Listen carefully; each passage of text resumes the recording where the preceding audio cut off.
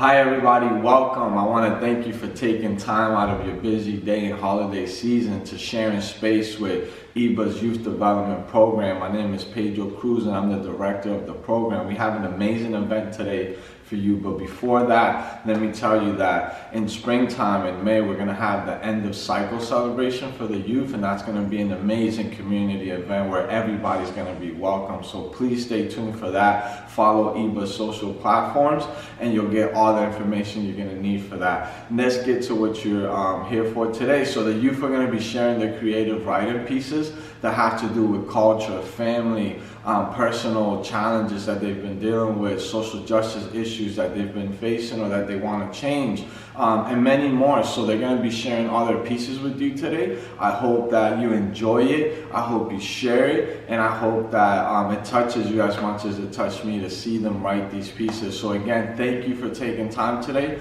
Enjoy, have fun.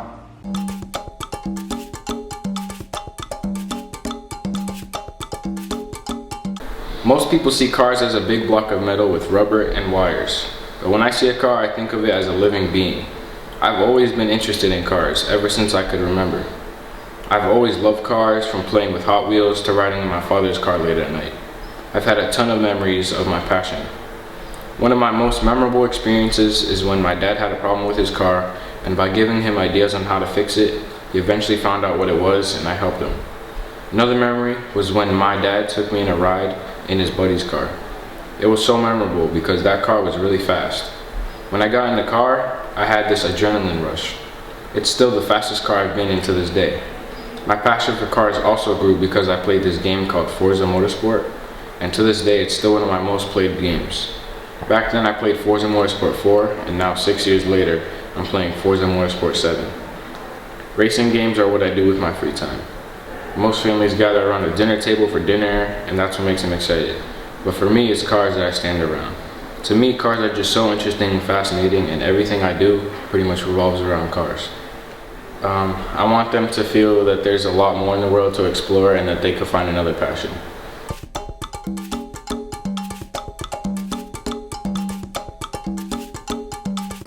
The title of my poem is My Body. First of all, I want to start off by saying thank you for the heart you kept beating even with broken drums, and for every answer you gave me in my gut. Second off, I want to follow with saying thank you for loving me even when I didn't know how to love you back, and for every time you pulled me closer as I pushed you away further. Third of all, I want to start off by saying sorry. I've always promised you I wouldn't compare you to others. Sorry for hiding you when I didn't feel confident, and sorry for not giving you unconditional love even when you deserved it. To come to an end, I want to say thank you for never shutting down on me, for waking up, for standing strong, and for being reliable. I want the reader to feel like that it's okay for you not to always love your body, because eventually you'll accept your body for what it is and you'll love it unconditionally.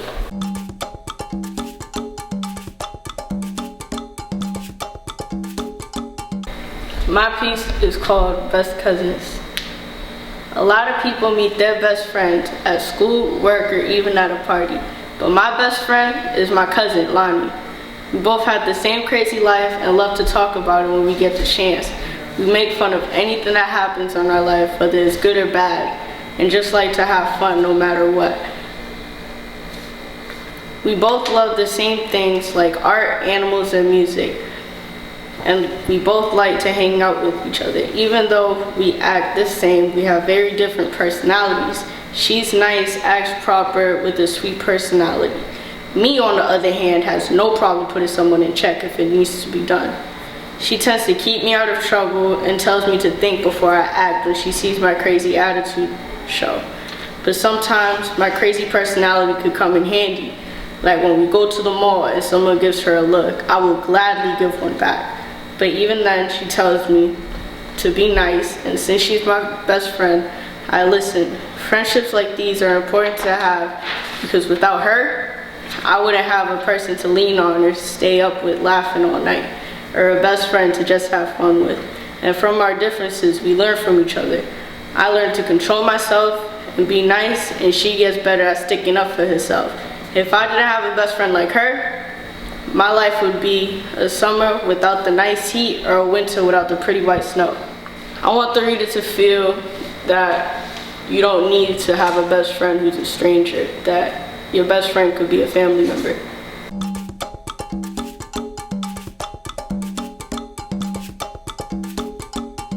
The title of my poem is Thankful for You. I'm thankful for the people in my life, the places I've been to, and the things I've enjoyed. But most of all, I'm thankful for who I am. I'm thankful for you, Mother. You brought light into my life. I'm thankful for the nine months you've endured to bring this beating heart into this world. I'm thankful for how you raised me and what you've taught me. I'm thankful for all the things you showed me. And I'm thankful for how you taught me that women aren't weak. They can also play the role of a man even though they do not fit the qualities. I'm thankful for you, Father. You stood in my life regardless of the fact that you and Mother were never together. I'm thankful for the strengths you gave me and the things you've taught me. I'm thankful for the sports you've helped me gain. The sports you've taught me play and the abilities you've helped me gain. But most of all, I'm thankful for all the support you gave me even though I don't pursue the dreams you wish I did. I'm thankful for my two amazing younger sisters. I'm thankful for the times you've helped me pick my head up when I was hanging low. I'm thankful for when you made me smile, even when I was frowning. But most of all, I'm thankful for both of you being there, even on my hardest times. I'm thankful for the Dominican Republic. I'm thankful for the new ways of living it taught me. I'm thankful for being able to see how different a culture can be, but also be so alike of other cultures. I'm even thankful for video games. I'm thankful for the times I was mad and a simple game could take my mind away from it. I'm thankful for the times it drifted my mind away from reality and the pain it has to offer. I'm thankful for the day I was born. That's the day I was formed. I'm thankful for being born Hispanic. Even though we are called illegal when we sometimes aren't. Most times we get discriminated, but I am still thankful for it being Hispanic. I'm thankful for the experiences Hispanic has brought to me. I'm thankful for the culture of being Hispanic has brought me into. I'm thankful for who I am. I'm thankful for the kindness I kept showing, even when being treated with cruelty.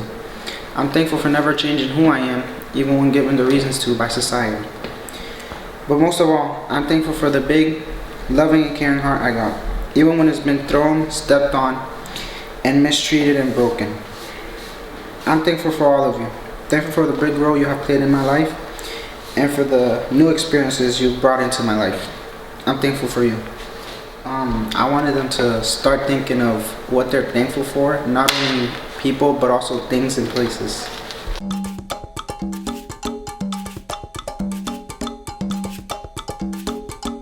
The title of my poem is called Best Friends. I've had many friends throughout the years, but some of them tend to stick out the most as best friends. We have many things in common, such as playing games, going outside, going to movies, or just doing what every kid does during the weekends. Every week we go somewhere to eat. There's always some things we don't have in common though. One of my friends is a very big shoe head.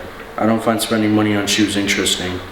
He also loves to stay inside, but I tend to get bored staying inside all day. He likes doing very daring dares, and I try not to do anything malicious or anything stupid. Another one of those friends used to go to church with me. We share many things in common. We enjoy jumping around, we enjoy playing manhunt, we enjoy doing parkour, and just acting goofy. If I would have never met them, I most likely would have never been this social, and probably would have not known how to take the bus to Copley or downtown or and get back. Lots of benefits come from from having my friends. They're always there for you when you need to borrow something or some money. Friendships are so important because true friends keep it real, true friends make sure you're fine, true friends care about you. That's why friendships are so important. I want the reader to feel grateful about the friends that you have.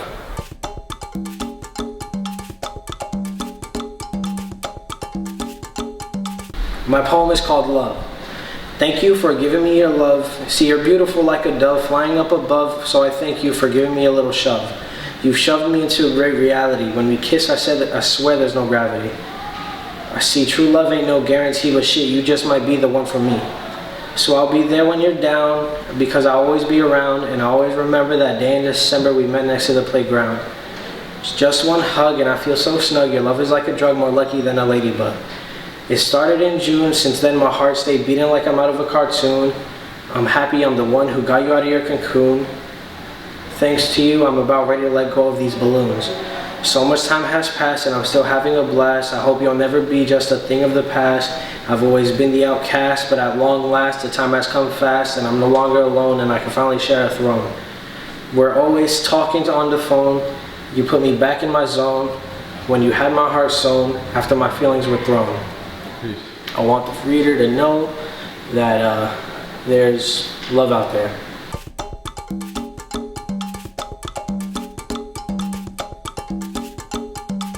My prompt title is $20 billion to save the world.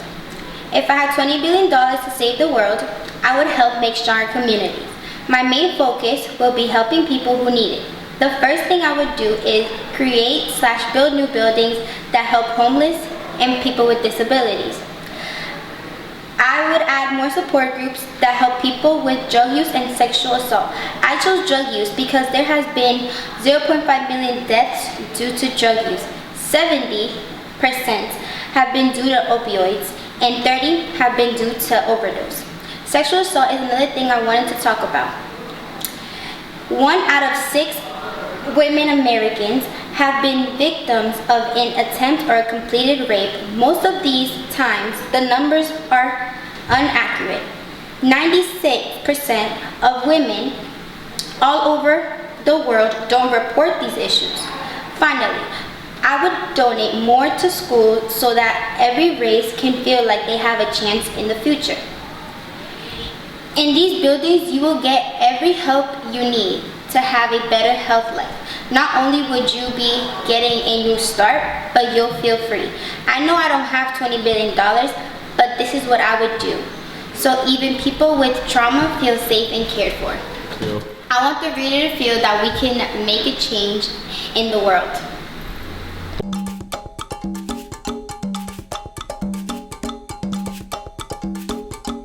The title of my piece is called Discovering Yourself. A wise man once said, "When I discover who I am, I'll be free." Once I discovered myself, I felt joy. I had a rush of adrenaline that filled me up with excitement. Art was my source of escape. It brought smiles to me and my relatives for finding something I was passionate for. Something that I know for a fact is I will stick with what makes me happy. Discovering yourself isn't something you'll figure out quickly. It takes time to truly notice the difference you made on yourself and what you enjoy. To truly figure out who you are and what you enjoy doing will also depend on how you see yourself and how aware you are. Accepting who you are should be the first thing that you should worry of. Accepting your feelings, your thoughts, your goals, and your dreams should be the first thing that comes to your mind. Once you complete that, work on what makes you happy. What makes you you. Discovering who you are takes time. Don't try to do something you don't like. That will ruin the whole purpose on finding who you are.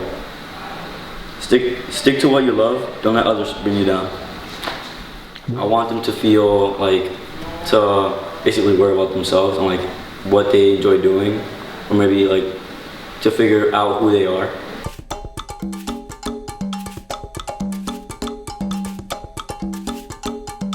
The title of my poem is Dear Body.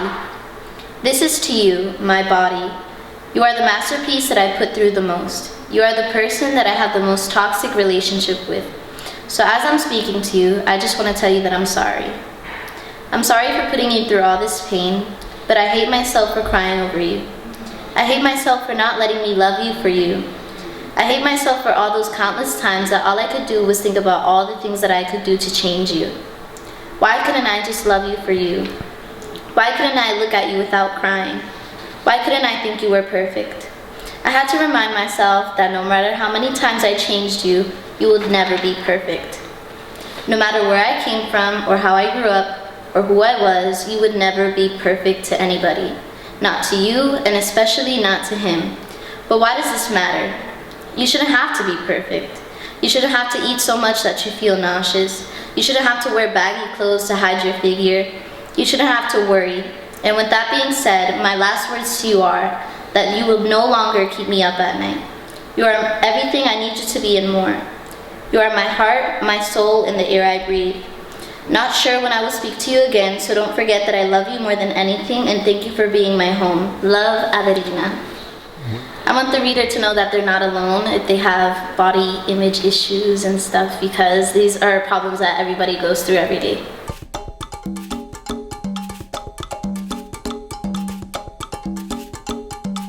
The title of my poem is Letter to My Body.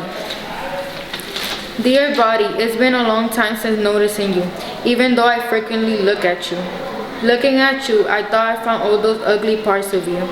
Hearing what a perfect body looks like for people made me not want to notice you.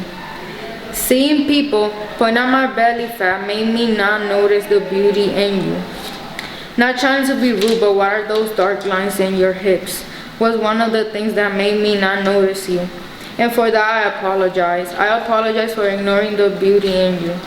The beauty that society didn't let you see.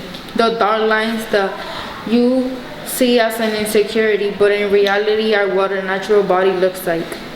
For ignoring all the beautiful little details in you. Overthinking over and over again, I have realized how much I have hurt you. For not letting you be the beautiful masterpiece you was. Getting more deep into my thoughts has made me notice how you are more than perfect. More perfect than what people ask a woman to be. I know you're exhausted of hiding your perfect flaws, but finally I'ma let you be free. I'm finally not going to let society take control of you. You deserve to be free and be noticed. While you're standing there in front of the mirror, I kept observing you. That was the moment I promised myself to stop hurting you and to stop holding you back from being free. I guess I want people to be more secure of themselves, because I know a lot of girls, a lot of women feel insecure of their bodies and stuff because of how society makes a perfect girl looks. So I just want girls to feel more insecure, more secure about themselves.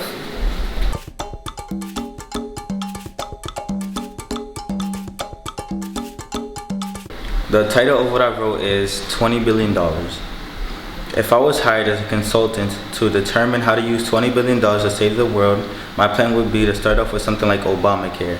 So everything with COVID would have never happened because they would have disinfected everything when it was first starting, and that would have kept 5.26 million people that died from COVID alive, which would have kept a lot of happiness in those lives. It's scientifically confirmed that half of the families that can't afford basic payments such as rent, so I would start with something like the stimulus checks to help them stay on their feet and not fall apart.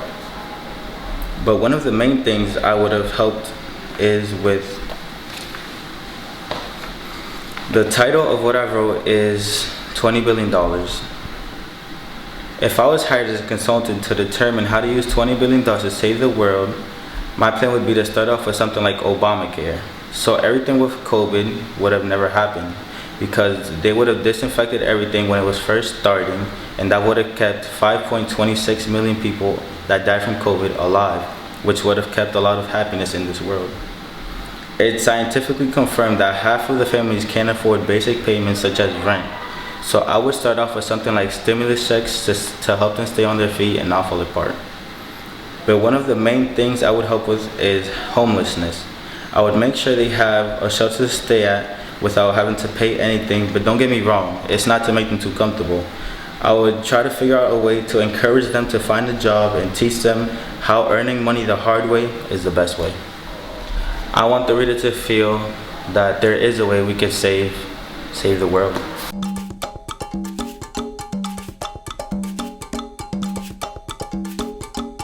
The name of my poem is Thanksgiving. Today's the day where all families rejoice, share memories, make memories, and the best part, eat so much turkey till your stomach is begging for mercy. That day is Thanksgiving. I'm too excited. I even made this bomb ass mac and cheese, making sure the family ain't right. I leave my crib, my car keys, and the mac and cheese. I can't wait to share my amazing family. Little did I know, as I'm driving with some rap music blasting, singing the lyrics like I'm the artist myself, feeling so excited. A police car's right behind me telling me to pull over. My heart starts racing. A young man of color in a car that's not the best looking car just got pulled over by a white cop. I started thinking about the news of the people that had their lives taken by these disgusting pigs in the clothes of what are so-called the shields of America. I don't want to end up that way. I want to go to my aunt's crib and eat all the food and play Uno with my cousins and hop on 2K across my Uncle Lopez, Stephen Curry. I don't want my life to be over so soon. Not like this. My head is going blank as the murderer creeps to my window, asking for my ID and driver's license. All I can think of is keeping my hands up and comply before I end up like my brothers and sisters that were killed by these criminals. As I reach for my pocket to get my wallet, which holds what he's so desperate for, I see right next to me it's a handgun being pointed at my skull, only because I reached for what he's demanding from me. Why is this happening to me? I just want to be with my family, hang out with Chris and Emily, eat so much food as if I don't get fed daily. I keep reaching for my wallet so I can stop being apprehended by this monster. The gun goes off. Blood splattered all over the driver's seat and the handle, but on my newest shirt that I had ready for this beautiful day. The gun goes off again. Is this how it ends? A day with no food in my stomach? A day where I can't see my family? A day where I can't do all these things with them? A day where I appreciate the people I love dearly? A day where I'm off of work to celebrate? The wallet's out the pocket, and the white man inspects it as he sees a soulless body in front of him with blood all over it. His breathing starts getting faster and faster. He just killed an innocent man of color solely because of his race. I want them to feel the fear that people of color go through regarding police, because police are supposed to be the people that, shield us, the citizens of the United States of America. And the fact that we're being apprehended and killed by our quote-unquote shields is just not okay to me. And this is something that needs to be spoken about, something that needs to be changed.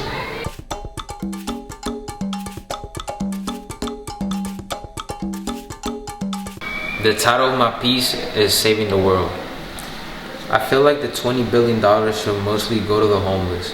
I will be paying for homeless shelters to be built and give money to the ones that are already built, to get better beds and more food to give away.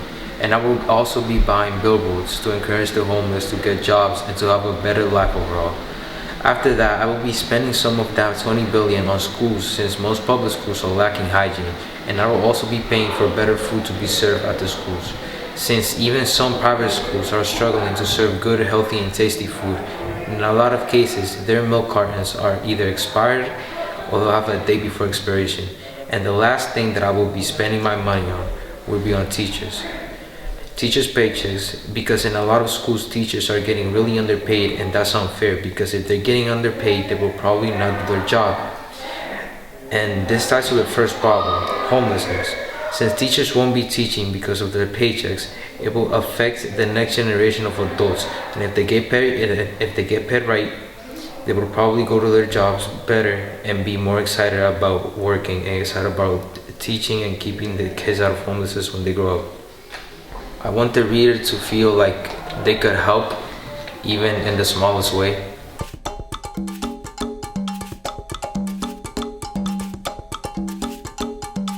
My piece is called Homelessness.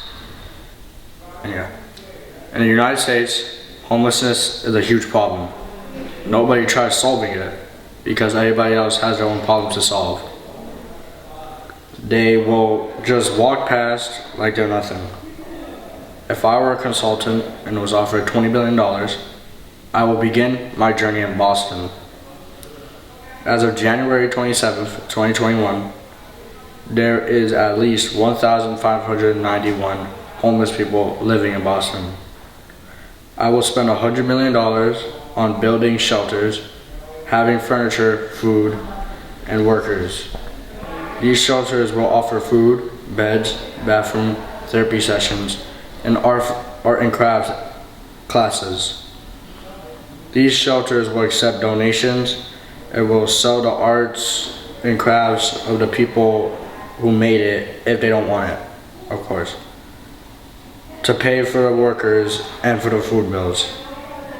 After that, I will continue this process throughout the whole U.S. Doing this could solve problems like job shortages, crime rates, trash like needles, which could make changes to the disease rates.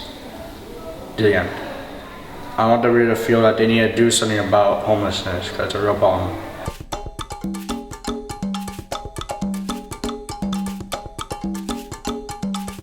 My piece is Dear Body.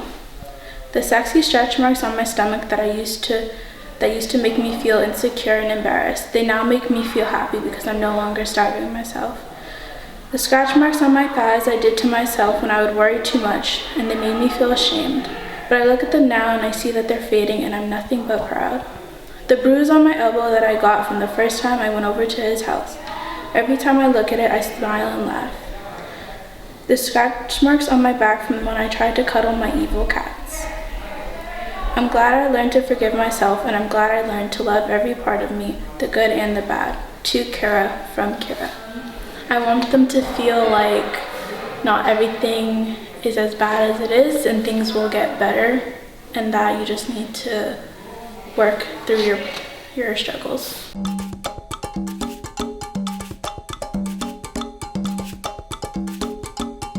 Invader. I'm going to sleep. Silent voice, head to the floor. Body so drained, the brittle blood in my veins is an eternal flow of broken glass. Shattered heart, restrained mind, forgotten soul. No, I want to be pleased. I don't care how tired your brain is. I just need your body. Just lay there and be quiet. Demanding voice, body filled up with sperm, selfish desires control his brain, absent heart, perverse mind. His look is so dark, I don't have a say. Invader. You steal my dignity at the end of every day, but I stay. You invite yourself and enter my home, leaving it so dirty I don't even want to leave there anymore, but I stay. I stay because you've made me so insecure. I see myself through your eyes, and my pain is insignificant if your pleasure is successful, so I stay. My numb body lays there like a statue. Wait, is it truly mine? You conquer every single part of it and enjoy yourself while I just lay there avoiding your stare. Invader. Your disgusting gaze makes me disgusted of my own self. Your pleasure is rising as the speed increases while the pain tortures me, but that's none of your business. I beg you to stop. The word no doesn't deserve your comprehension. I beg you to stop. As I feel my insides rip apart and my desires lose validation, I beg you to stop. You smack me across the face with all your violent force. I beg you, please. My lip bleeds, so does my vagina. You go faster, faster, and faster. The piece of me twists in agony while a disturbing laugh deepens the pleasure reflected in your dark eyes. White sheets become quicksand of blood. My eyes close as I get swollen by the force. The last drop of creativity I have left takes me to a safe place in my imagination. The nightmare continues, but my illusional dream is just getting started. I'm not worthy of your respect. For you and for me, I'm just curves and flesh. Thank you for tearing me apart. I'll go stitch myself and see you in a couple for the second part, I say. I wrote this piece because I wanted to bring awareness in the whole situation of sexual assault, because it's something that I think is not really spoken about as it should be spoken. So I just want the reader to feel, I just want this to be heard. I want people to hear, to pay attention. I want people to just to bring awareness to this and like just pay attention to it. I don't want the reader to feel bad. I want the reader to feel touched by it.